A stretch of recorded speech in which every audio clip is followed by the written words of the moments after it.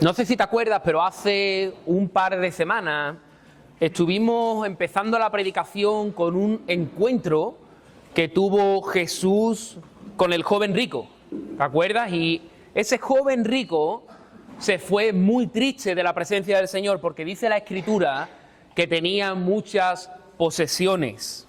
Se dio cuenta de que el Dios del joven rico era el dinero y las posesiones. No sé si te acuerdas que vimos también el contraste con Pedro. Pedro, me imagino que vio a ese joven rico irse triste porque tenía muchas posesiones y al mismo tiempo se vio a sí mismo. Se vio a sí mismo, vio que él sí que le había dejado todo y entonces vemos cómo Pedro le dice a Jesús esta frase que aparece en Mateo 19:27. Mira, le dice Pedro a Jesús, míranos. Nosotros sí lo hemos dejado todo por seguirte, le reclamó Pedro. Y esta pregunta tan importante, ¿y qué ganamos con eso? Pedro vio al joven rico y se comparó con su vida y le dijo, vamos a decirle al maestro que por si acaso que esté pendiente, que esté atento, porque nosotros sí que lo hemos dejado todo. ¿Y qué vamos a ganar con eso? Jesús de repente comienza a hablar acerca de las recompensas que los discípulos recibirían por seguir al Maestro, pero entonces una vez que explica las recompensas, Jesús le dice esta frase tan enigmática: muchos que ahora son los primeros serán los últimos, y los que ahora son los últimos serán los primeros. Los discípulos, me imagino que se quedarían atónitos, no entenderían lo que Jesús quería decir con esta frase. Entonces Jesús recurre a una herramienta, recurre a un recurso que lo utiliza habitualmente, que es narrar una parábola para poder explicar una verdad espiritual. Y acompáñame de nuevo porque vamos a volver otra vez a hablar de la gracia incómoda. Y para ello nos vamos a ir de nuevo a Mateo 20 del 1 al 16, y vamos a continuar y vamos a ver la segunda parte que nos quedó de la parábola de los obreros de la viña. Acordaros que estuvimos viendo aproximadamente del versículo 1, hasta el 8, pero hoy nos centraremos en la otra mitad de la parábola. Mateo 20, y vamos a leer del versículo 1 hasta el 16. Vamos a aprovechar y la leemos entera y así podemos recordar un poco la parábola para poder seguir después continuando con ella. Si veis alguna diferencia es que tengo la traducción de la Reina Valera 2020, ¿vale? Pero más o menos es lo mismo. Dice la Escritura en Mateo 20, versículo 1, dice: el reino de los cielos es semejante a un hombre dueño de una finca que salió por la mañana a contratar obreros para su viña. Y habiendo convenido con los obreros en pagarle el salario correspondiente a un día de trabajo, los envió a la viña. Salió de nuevo hacia las 9 de la mañana y vio a otros jornaleros que estaban en la plaza desocupados y les dijo: id también vosotros a mi viña y os daré lo que sea justo. Y ellos fueron. Volvió a salir hacia el mediodía y otra vez a las 3 de la tarde e hizo lo mismo. Y al salir por cuarta vez, ya cerca de las 5 de la tarde, halló a otros que estaban desocupados y le preguntó: ¿por qué estáis aquí todo el día desocupados? Respondieron: porque nadie nos ha contratado. Él les dijo: id también vosotros a la viña y recibiréis lo que sea justo. Vino la noche y el señor de la viña dijo a su mayordomo: llama a los obreros y págales el jornal, comenzando desde los últimos hasta los primeros. Los que habían ido a trabajar cerca de las 5 de la tarde recibieron cada uno el pago del salario de un día. Cuando llegaron los contratados en primer lugar, pensaron que habían de recibir más, pero cada uno de ellos se le entregó también el salario de un día de trabajo. Al recibirlo, murmuraban contra el dueño de la finca, diciendo: estos últimos han trabajado solo una hora y los has tratado igual que a nosotros, que hemos soportado la carga y el calor del día. Él respondió a uno de ellos: amigo, no te hago ninguna injusticia. ¿no conveniste conmigo en cobrar el salario de un día? Toma lo que es tuyo y vete. Pero quiero dar a este último lo mismo que a ti. ¿No me está permitido hacer lo que quiero con lo mío? ¿O tienes tu envidia porque yo soy bueno? Así los primeros serán los últimos y los últimos los primeros, porque muchos son llamados, pero pocos los escogidos. Acuérdate que estuvimos viendo las figuras representativas que figuraban en la parábola. El dueño de la viña, acordaros que representaba ¿a quién? A Dios. El mundo de los hombres, el mundo donde nos podemos encontrar, está representado en esa plaza del mercado, donde llega el llamado de Dios por medio del Evangelio. La viña representa a la iglesia, a esa iglesia que está obrando en medio del mundo. Los obreros, ¿quiénes son? Los creyentes. Los creyentes. Y el denario, ese denario que es entregado, es la vida eterna o la salvación. Esas son las figuras representativas en esta parábola. Y en la última predicación nos quedamos, acordáis, en esa cola que estaba ordenada de una manera muy peculiar, ¿te acuerdas? Los que estaban al principio de la cola eran los que habían trabajado nada, si habían sido llamados a las 5 de la tarde y a las 6 se corta el trabajo, entre que te explican y tal y cual, habrías trabajado 20 minutos. Ellos eran los que estaban colocados los primeros, y los que habían llegado los primeros a la viña, los que habían llegado desde las 6 de la mañana, estaban los últimos en la cola. Entonces el mayordomo dice que comienza a dar ¿qué? Un denario, el sueldo de un día, a los que habían llegado ¿qué? Los últimos. Pero claro, la cola va avanzando y de repente se encuentra el grupo que había llegado primero, el grupo que había llegado a las 6 de la mañana. Y para su sorpresa y asombro, ¿sabéis lo que reciben? Un denario. Dice la Escritura que estos hombres saltan de alegría, se gozan. Dice la Escritura que comienzan a murmurar contra el dueño de la viña, comienzan a ponerse furiosos.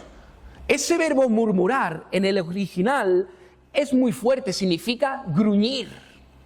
Es decir, estarían pegando gritos, estarían murmurando fuerte el uno con el otro contra el dueño de la viña, que había sido totalmente, desde su parecer, totalmente injusto para con ellos.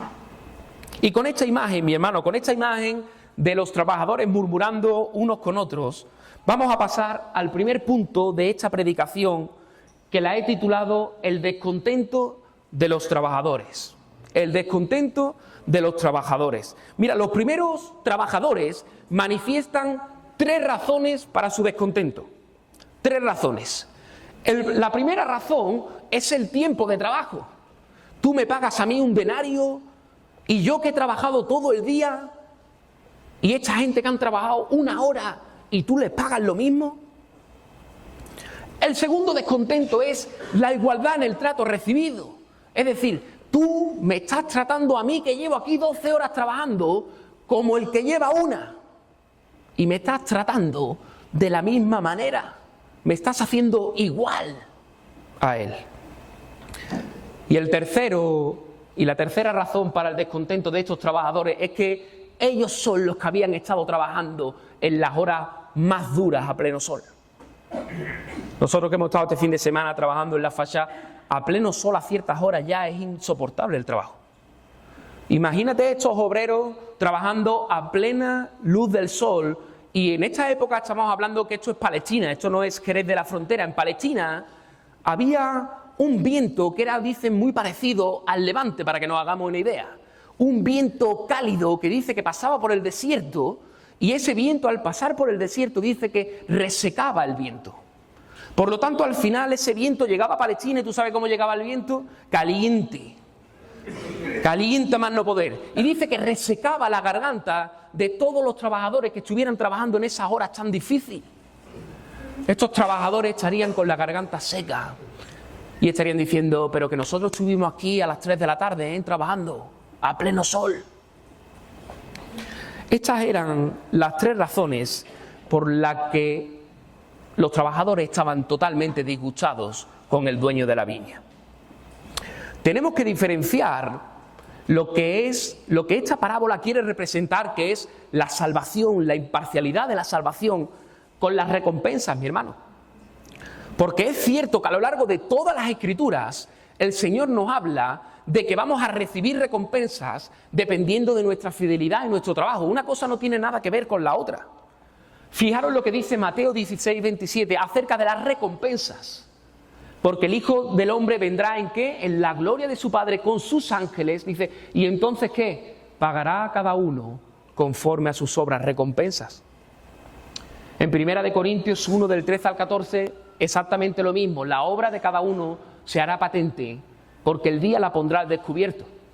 Pues por el fuego será revelada, y la obra de cada uno, sea la que sea, el fuego la probará. Si la obra que alguno sobreedificó permanece, ¿ese qué? Recibirá recompensas. Las recompensas individuales, mi hermano, están relacionadas con nuestra fidelidad y nuestro servicio al Señor.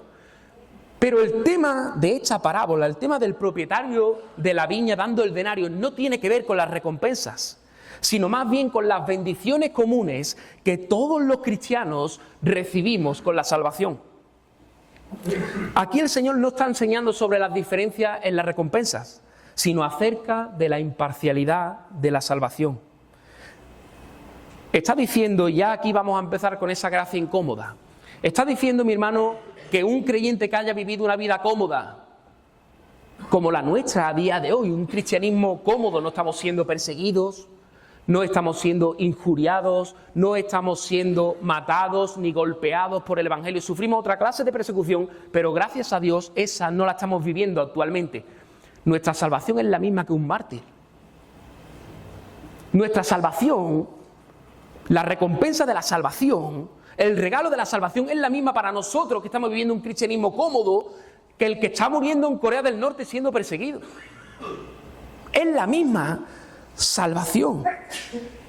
El cristiano, mi hermano, que tú dices, este cristiano es inmaduro. Este cristiano no trabaja para la obra del Señor. Este cristiano incluso hasta es un poco desobediente. Ese cristiano tiene la misma salvación que tú, que a lo mejor llevas trabajando en la iglesia durante 20, 30, 40 años. Tiene la misma salvación que tú. Todos los creyentes, mi hermano, vamos a recibir la corona de vida, la corona de justicia y la corona de gloria. ¿Por qué? Porque son las bendiciones comunes que todos los cristianos, independientemente de las obras que hagamos, vamos a recibir. Porque, mi hermano, recuerda, no es por obra, es por gracia. ¿Y sabes qué? Que desde una mentalidad humana, desde nuestra justicia humana, esto es totalmente injusto. Pero ¿sabes qué, mi hermano? Que desde la perspectiva divina, esto es totalmente justo. ¿Sabes por qué? Porque ninguna persona es digna de salvación. Porque ninguna persona es digna del regalo de la vida eterna. Porque ninguna persona es digna de recibir la gracia y la misericordia del Señor. Solo Jesucristo ha sido capaz de pagar el precio de nuestra salvación.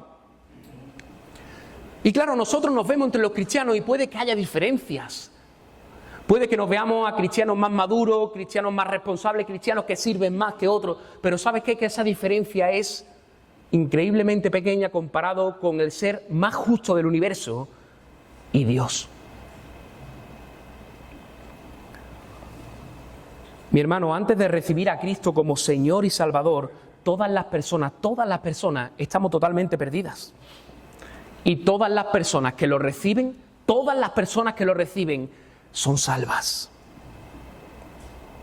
Lo único que podemos merecer por nuestra justicia es la condenación, mi hermano. Yo no sé si recuerdas este pasaje tan famoso de Isaías 54, 6. Todas nuestras justicias, dice que son ¿qué? Como trapos de inmundicia para el Señor. No vale nuestra justicia no se puede comparar con la justicia de Dios. Y mi hermano, en relación con la parábola, en relación con lo que estamos viendo, ¿sabes qué? Que nadie es merecedor del denario. Nadie es merecedor del denario. Todos fueron contratados por gracia. Ningún trabajador se le dio lo que merecía. Tú dices, Ezequiel, pero es que los últimos llevaron todo el día trabajando. Ni los últimos que llevaron todo el día trabajando se merecen ese denario. Ese es el quid de la parábola. Esa es la cuestión de la parábola, que tú puedes estar en la iglesia 1, 2, 10, 20 años, 30 años sirviendo al Señor, desgastándote por completo. ¿Y sabes qué? Que jamás vas a ser merecedor del regalo de la salvación del Señor. Aunque vengas y prediques y sirvas al Señor y te desgastes y tú seas el mayor evangelista, el mayor predicador, el mayor profeta, el mayor... Jamás vas a ser merecedor de ese denario que representa la salvación. Ese es el quid de esta parábola. ¿Y sabes qué? Que desgraciadamente cuanto más años llevamos en el Evangelio, cuanto más años servimos al Señor y vamos viendo y nos vamos comparando con gente, ¿sabes qué? Que nos vamos autoconvenciendo de que somos merecedores de la gracia del Señor. Mi hermano, y olvídate de eso. Jamás vamos a ser merecedores de su gracia. Ya puedas llevar tú 50 años en el Evangelio. Jamás. Eres igual de merecedor que el que lleva 2 minutos convertido.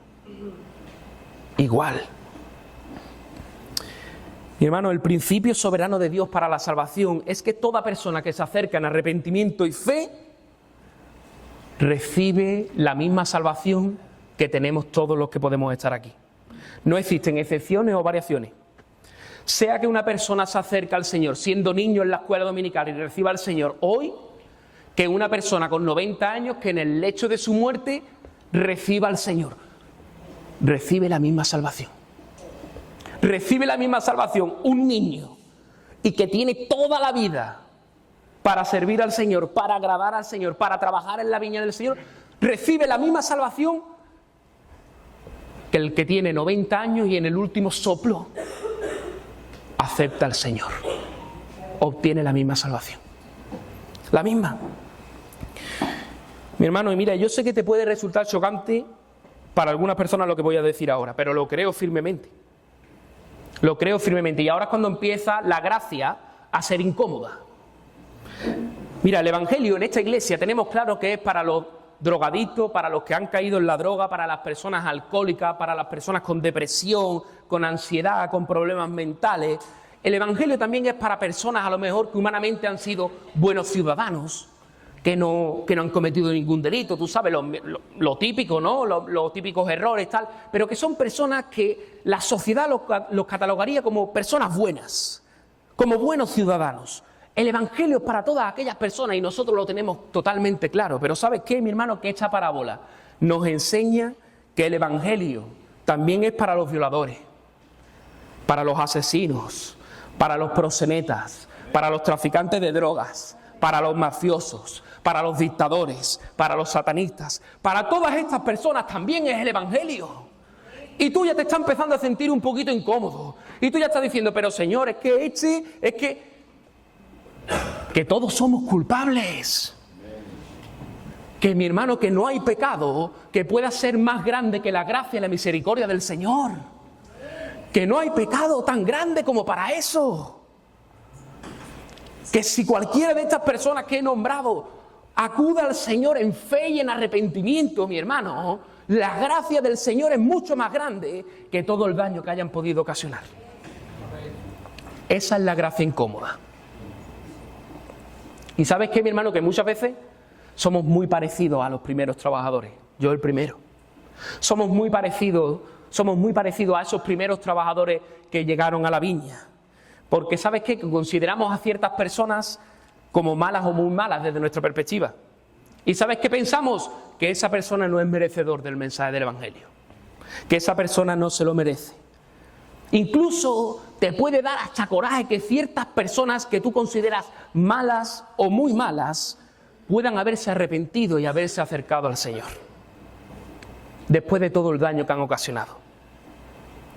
Mira, y pensando en este tema durante toda la semana de la predicación, yo no sé si te acuerdas la semana pasada que estuvimos viendo al mártir Esteban, al primer mártir de la iglesia, y estuvimos viendo cómo el apóstol Pablo, en ese momento Saulo, estaba allí presente en la muerte de Esteban. Pablo no solo presenció la muerte de Esteban, sino que, mira, para que me entendáis, Pablo era un terrorista de los cristianos. Pablo era un terrorista. Pablo era un asesino de cristianos. Pablo, ¿tú sabes para qué vivía? Para exterminar con el cristianismo y con todo aquel que se llame cristiano. Ese era el fin de Pablo. Pues tú imagínate por un momento que tú eres el padre o la madre de Esteban, o el hermano o la hermana, o el primo o la prima, lo que sea, que Esteban es un familiar tuyo. Y tú te enteras que Esteban ha muerto, pero que ha muerto ¿por qué? Porque Pablo estaba allí, porque Pablo había dictaminado sentencia, porque Pablo tenía parte de culpa en la muerte de Esteban. ¿A ti cómo te sentaría que Pablo se convirtiese al cristianismo? Después de haber matado a tu hijo, a tu hija, a tu hermano, a tu hermana, ¿a ti cómo te sentaría? Porque a veces leemos las historias y las leemos muy rápido, pero que el apóstol Pablo, Saulo de Tarso anteriormente, hizo mucho daño a muchas personas que estaban allí. Y tú te imaginas que de repente te llegue la noticia, tú te has enterado que Saulo, sí, el que mató a tu hijo, se ha convertido al cristianismo. ¿Qué? Sí, que se ha convertido. ¿Cómo te sentaría a ti, mi hermano, que el asesino de tu hijo se convirtiera al cristianismo? ¿Cómo te sentaría a ti que el asesino de tu hijo sea utilizado grandemente por el Señor?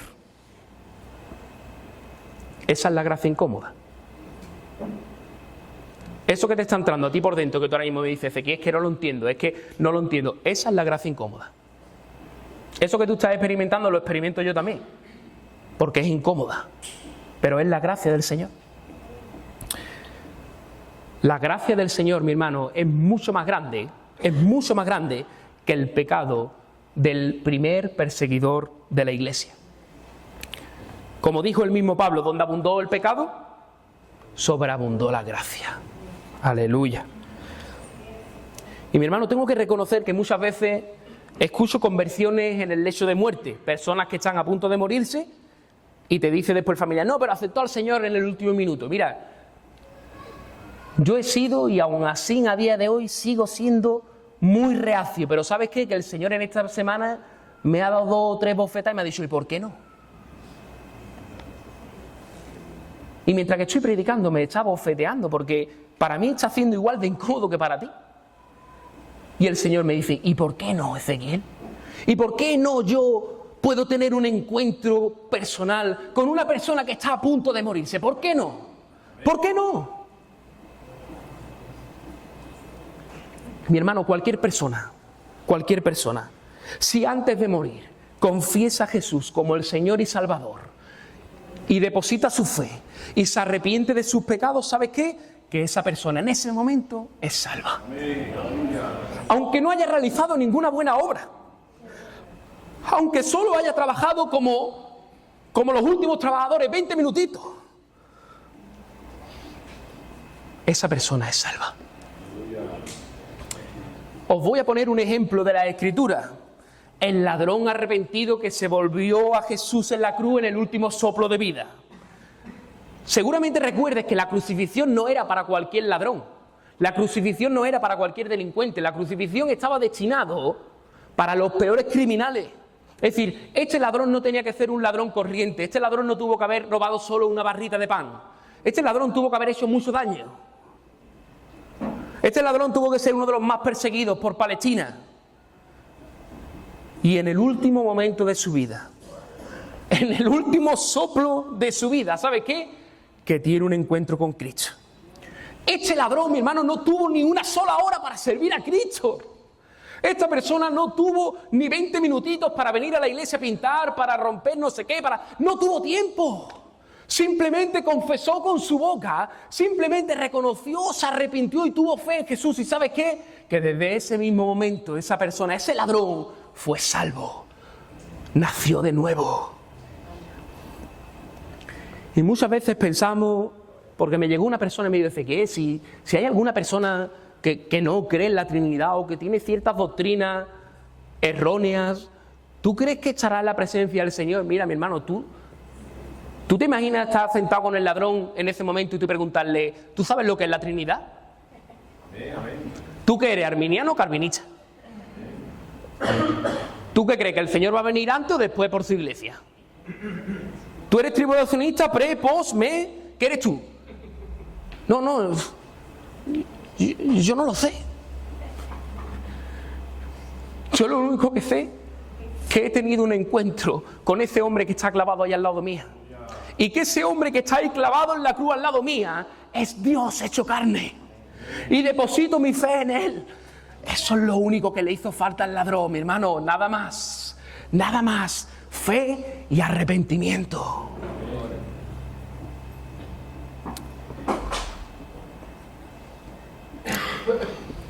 Y el segundo punto de esta predicación la he titulado La envidia de los trabajadores.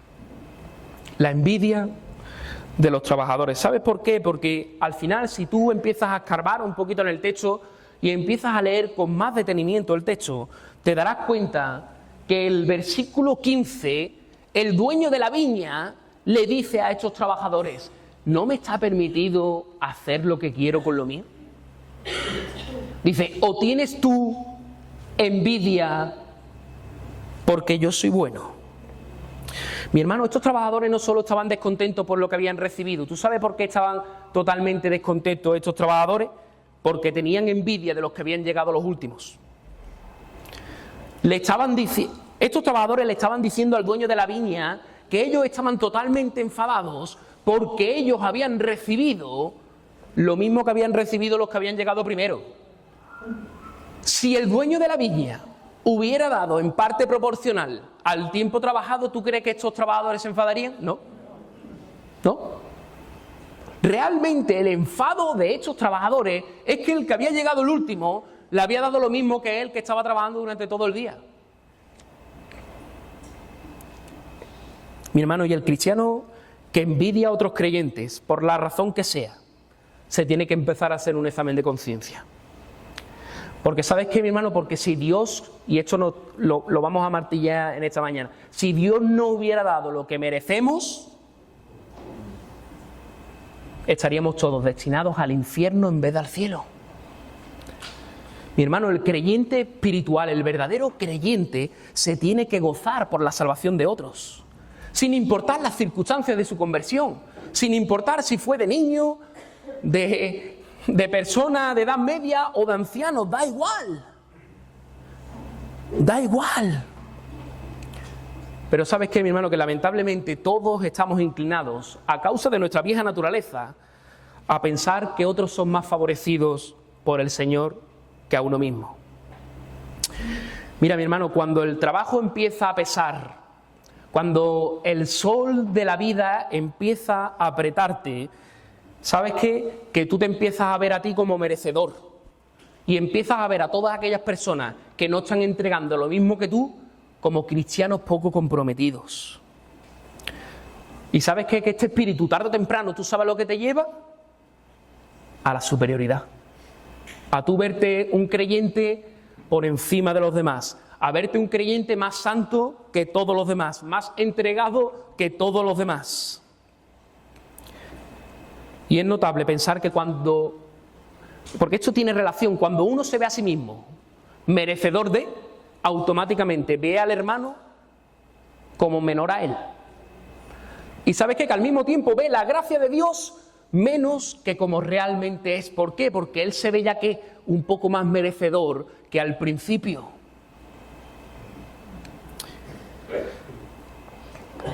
Y la envidia, mi hermano, la envidia se confunde a veces, ¿sabes con qué? Con los celos. Y la envidia y los celos no tienen nada que ver. Una persona celosa, una persona que tiene celos, los celos surgen por miedo a perder algo que tú tienes. Y por eso te entran los celos. Pero la envidia nace al ver a otros que tienen lo que tú desearías tener. Eso es la envidia.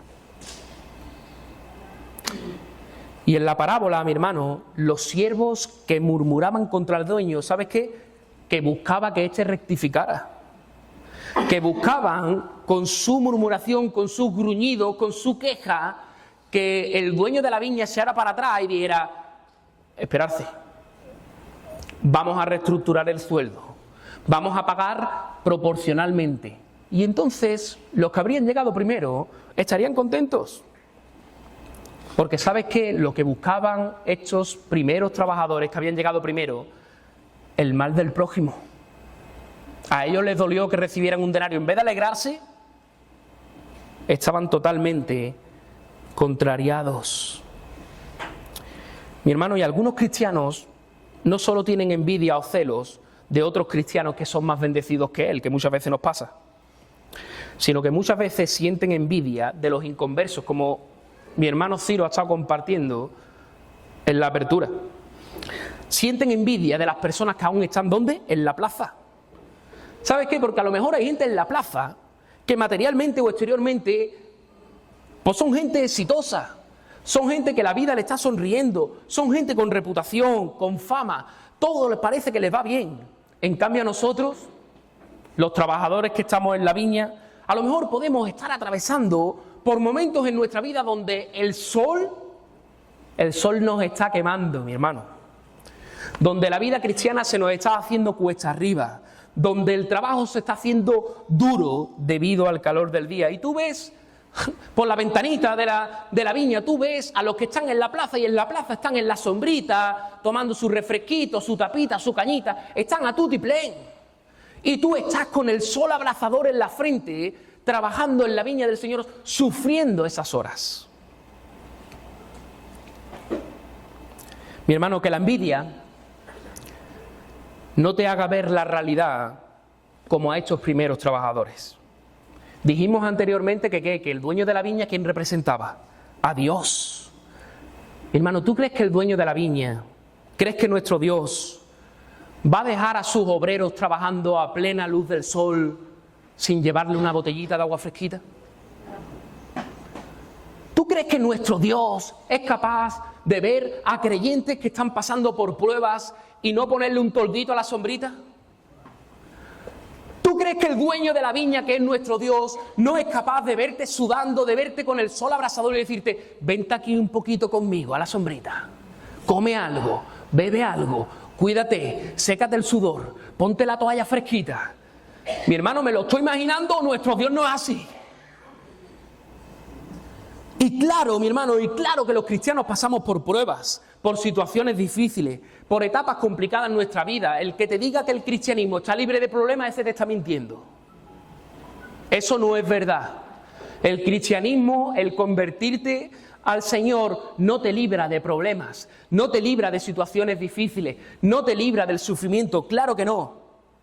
Pero el estar en la viña, mi hermano, los creyentes que están con ese sol abrasador, ¿sabes qué? Que sí contamos con el favor del dueño de la viña. Los cristianos no estamos exentos de problemas, pero tenemos una ventaja enorme. ¿Sabes por qué? Porque contamos con Dios a nuestro lado. Porque en medio de la adversidad, en medio del sol abrasador, en medio de las dificultades, de los problemas, ¿sabes qué? Que Dios está con nosotros. Y Él no va a permitir que el sol de la prueba nos achicharre. Él no va a permitir que el sol de las dificultades nos abrace por completo. Él vendrá a nuestro encuentro, mi hermano, ¿sabes qué? Para darnos un poquito de sombra, un poquito de agüita, compañía, consuelo, un abrazo, amor, comprensión. Ese es nuestro Dios.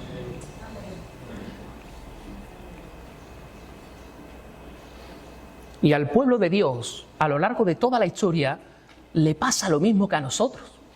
El pueblo de Dios, cuando salió de Egipto, se quejó al Señor y decir, Señor, que en Egipto comíamos y que aquí estamos pereciendo de hambre. ¿Y sabes qué? Que el Señor le da el maná. Pero claro, se llevaron mucho tiempo comiendo maná a los pobres. Estaban acostumbrados a una dieta muy variada. Entonces, continuamente comiendo maná, el pueblo se cansó. Y mira lo que dice Números 11, del 4 al 5. Dice, ¿quién nos diera de comer carne? Claro, echaban de menos la carne.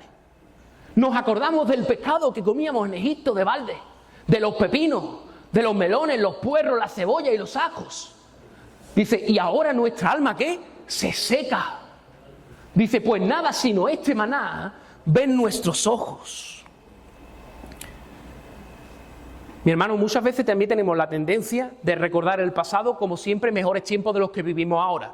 Me gustaría ver si verdaderamente el pueblo de Dios comería tantos puerros, melones, tanta carne, tanto pescadito en Egipto. Lo tendría que ver. Pero vamos a suponer que es verdad, que comían carne, que comían pescado, que comían verdura, melones, que comían de todo. Y ahora solo estaban comiendo maná. Pero vamos, el maná, mi hermano, maná del cielo, Maná del mejor panadero del mundo. Pero ¿sabes qué, mi hermano? Que aunque solo estuvieran comiendo maná, ya no era un pueblo esclavo. Eran libres. Mi hermano, esta es la clave. Esta es la clave. Que este pueblo, aunque tenía una dieta súper variada, aunque fuera rico en nutrientes, este pueblo tiene que recordar que era esclavo en Egipto, que no podían hacer lo que ellos querían, que eran un pueblo oprimido por el pueblo de Egipto, y que ahora, aunque solo comieran maná, pero ¿sabes qué? Que eran libres. Mi hermano, y puede haber personas en la plaza, personas inconversas, con mayor nivel adquisitivo, con mayores bienes y bienes económicos, que disfruten mucho más de los placeres que este mundo ofrece, que no tengan tantos problemas como nosotros, pero ¿sabes qué? Que desgraciadamente son esclavos del pecado. Y nosotros, mi hermano, con miles de problemas, con problemas económicos, con problemas familiares, emocionales, mentales, de trabajo, pero recuerda, somos libres. Fuimos rescatados del pecado y de la condenación. Con esto quiero decir que por mucho que la vida le sonría a la persona de la plaza, tienen que ser personas que no nos den envidia. ¿Sabes qué? Que nos tienen que dar lástima, pena, porque sabemos en la situación de esclavitud en la que se encuentran. Sabemos, como bien nos ha dicho Ciro en esta mañana, a Asaf vio el final de ellos, vio el final de los que estaban en la plaza, que es condenación. Y nos cuesta mucho trabajo decirlo, mi hermano, pero el final de ellos, y a mí también, es el infierno. Y sentimos envidia porque la vida les sonríe durante ¿cuánto? ¿5, 10, 15, 20 años? Pero son esclavos del pecado, mi hermano. Y tú y yo, a lo mejor, con miles de problemas, con miles de situaciones difíciles, pero ¿sabes qué? Que tú eres libre, que tus cadenas fueron rotas por el poder del Señor. Y ese sentimiento de lástima, mi hermano, nos tiene que hacer actuar en favor de las personas que todavía están en la plaza. ¿Sabéis cómo? Predicando el mensaje del Evangelio. Predicando el único mensaje que es capaz de romper las cadenas, de romper los grilletes y de hacer libres a las personas que están en esclavitud. Y el último punto, mi hermano, de esta predicación es el desenfoque de los trabajadores. El desenfoque de los trabajadores. Si recuerdas, esta parábola fue empleada ¿cuándo? Fue empleada por Jesús porque Pedro vio el sacrificio que él estaba haciendo como un medio para obtener ¿qué? Para obtener una gran recompensa. Los jornaleros de la parábola veían su trabajo como un medio ¿para qué? Para obtener un buen sueldo. Todos asumieron que la obediencia a Dios era un medio para conseguir ¿qué? Un determinado fin. Sin ver que la obediencia, y esta es una de las claves también, sin ver que la obediencia, la verdadera obediencia, es en sí misma la recompensa. El creyente debe entender que amar a Dios con todo su corazón no es el medio para obtener lo que él quiera, sino que amar a Dios con todo su corazón es el fin. Obedecer a Dios de corazón, es decir, amarle, adorarle y gozar de Él, es un fin en sí mismo. Es nuestra propia recompensa. Porque una obediencia más profunda, tú sabes a qué nos va a llevar, ¿no? A una comunión más profunda con Él. Mi hermano, ¿cuántas veces obedecemos a Dios y nos creemos merecedores de que Dios nos bendiga con algo que deseamos? ¿Cuántas veces obedecemos al Señor, llevamos una buena racha y nos creemos que el Señor nos tiene que bendecir? ¿Tú sabes por qué nos sentimos nosotros así? Porque utilizamos la obediencia al Señor como un medio para que Él nos bendiga. Pero claro, como el Señor no me bendice como yo creo que Él me tiene que bendecir, ¿tú sabes lo que yo hago? Me enfado. Como los trabajadores, ¿te das cuenta? Si tú utilizas la obediencia al Señor como un medio y tú esperas que ese medio alcance un fin y ese fin no llega, tú te vas a enfadar como los trabajadores, como los primeros trabajadores. Te vas a enfadar. Pero ahora, por si fuera poco, tú ahora estás utilizando la obediencia a Dios para alcanzar algo, para el que el Señor te bendiga con X, ponle tú el nombre. Con tal mala suerte que es que al hermano que está a mi lado, el Señor va y le bendice con lo que yo quiero y no me lo da. Tú sabes lo que nos pasa, ¿no? Que tenemos envidia del hermano que está al lado. ¿Sabéis qué? Como los primeros trabajadores. Los primeros trabajadores se enfadan, murmuran y tienen envidia. Si tú utilizas la obediencia a Dios como un medio para alcanzar algo y no lo alcanzas, te enfadas, te frustras con el Señor. Pero si es que al hermano que está al lado se lo da y encima ese hermano, te voy a poner en peor situación, ese hermano sirve menos que tú, es menos comprometido que tú, ora menos que tú, asiste a la iglesia menos que tú, y encima el Señor se lo da, ¿tú sabes lo que te va a entrar en ti? Envidia. Igual que los primeros trabajadores. Nos enfadamos y tenemos envidia porque nos sentimos como estos primeros trabajadores. Utilizamos nuestro trabajo, nuestra obediencia, nuestro sacrificio como un medio para alcanzar el favor de Dios hacia nosotros. Utilizamos el servicio, la entrega y la obediencia, ¿sabéis qué? Como una moneda de cambio para con el Señor. Yo te sirvo la viña y tú, Dios, me bendices con lo que yo quiero. Estos trabajadores, ¿sabéis qué? Que habían perdido el enfoque de lo verdaderamente importante. Porque tú no sirves al Señor para que Él te bendiga. Tú sirves al Señor porque Él ya te ha bendecido. ¿Veis la diferencia? Yo no sirvo al Señor para que Él me bendiga. Yo sirvo al Señor en agradecimiento porque Él ya me ha bendecido. Tú no sirves al Señor esperando algo a cambio. Tú sirves al Señor porque Él ya lo ha dado todo por ti en la cruz. ¿Veis la diferencia? Tú no sirves al Señor para ganarte su favor. Tú sirves al Señor en agradecimiento al favor que ya te ha sido concedido. Es totalmente diferente. El enfoque es totalmente diferente. Yo no obedezco al Señor para alcanzar algo a cambio, sino que yo obedezco al Señor en agradecimiento por todo lo que Él ya me ha dado. Y mi hermano, estos trabajadores, al igual que Pedro, estaban desenfocados porque habían desviado su mirada de lo verdaderamente importante. Porque, mi hermano, ¿sabes una cosa? Que al igual que los primeros trabajadores recibieron un denario, al igual que el resto, igual que Pedro lo había dejado todo por seguir al Maestro, Pedro sería igualmente salvo que cualquier otro cristiano o creyente. Todos los trabajadores recibieron un denario, pero ¿tú sabes qué? Que Pedro y los que fueron llamados los primeros fueron unos privilegiados. Y tú me dirás, Ezequiel, privilegiado, pero espérate, si al final reciben lo mismo, si al final reciben un denario, privilegiados, ¿por qué? Porque fueron los que pasaron más tiempo con el dueño de la viña. Mi hermano, ¿tú sabes por qué no deberíamos de envidiar a las personas que conocen al Señor en el lecho de su muerte? Mucha gente, muchos cristianos pensamos, no tiene cara ese. Este ha vivido toda la vida como ha querido, ha hecho lo que le ha dado la gana y en el último momento acepta al Señor y es salvo. No vea qué cara ese. Incluso tú le preguntas y tú dices, ojalá yo fuera como ese. Yo conozco a cristianos así, Pero mi hermano, ¿y todos los años que esa persona se ha pasado perdido y sin Cristo, deambulando por la plaza, eso qué?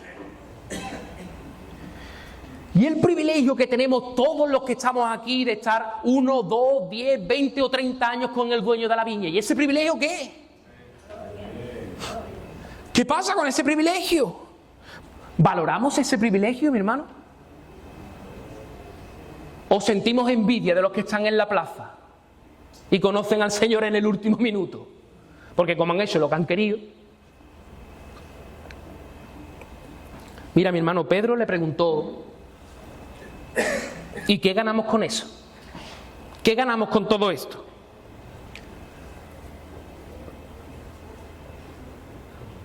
Si Jesús fuera andaluz y Pedro le preguntara, ¿y qué ganamos con eso? Me encantaría imaginármelo. Yo vería a Jesús haciendo así.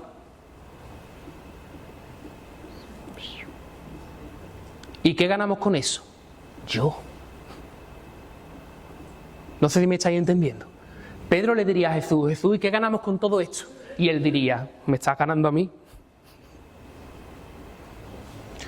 Pedro estaba preguntando que qué ganaba con eso, sin darse cuenta de que él ya estaba ganando. Mi hermano, ¿quién se cambiaría por Pedro ahora mismo por estar 3 años con Jesús presencialmente? ¿Quién se cambiaría? ¿Sabéis por qué? Porque Pedro pensaba, ¿y qué ganamos con eso? Pedro, que tú ya estás ganando. Jesús diría, Pedro, de verdad, qué paciencia. ¿No me estás viendo que estoy yo aquí contigo? No se puede ganar más. Yo lo pienso y digo, es que no puede estar ganando más.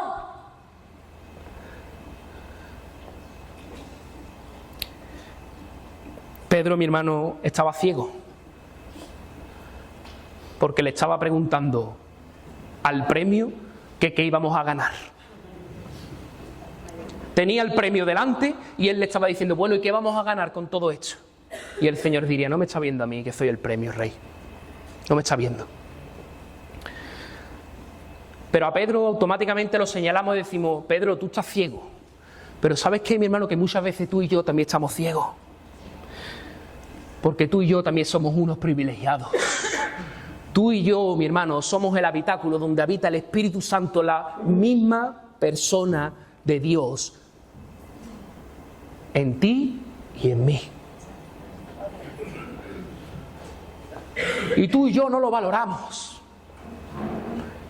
Y tú y yo no nos sentimos privilegiados. Y tú y yo cada vez que acudimos a la presencia del Señor le decimos, Señor, ¿y cuándo me vas a bendecir? Señor, ¿y qué gano con todo esto? Y el Señor te dice, no, estás ciego, no lo estás viendo, que tú ya eres bendecido, que tú tienes al Espíritu Santo en ti, que tú ya eres bendecido, que antes la gente tenía que ir al templo a buscarme y que tú ahora puedes estar en el salón de tu casa, en la cocina, en el cuarto y tú estás hablando conmigo directamente.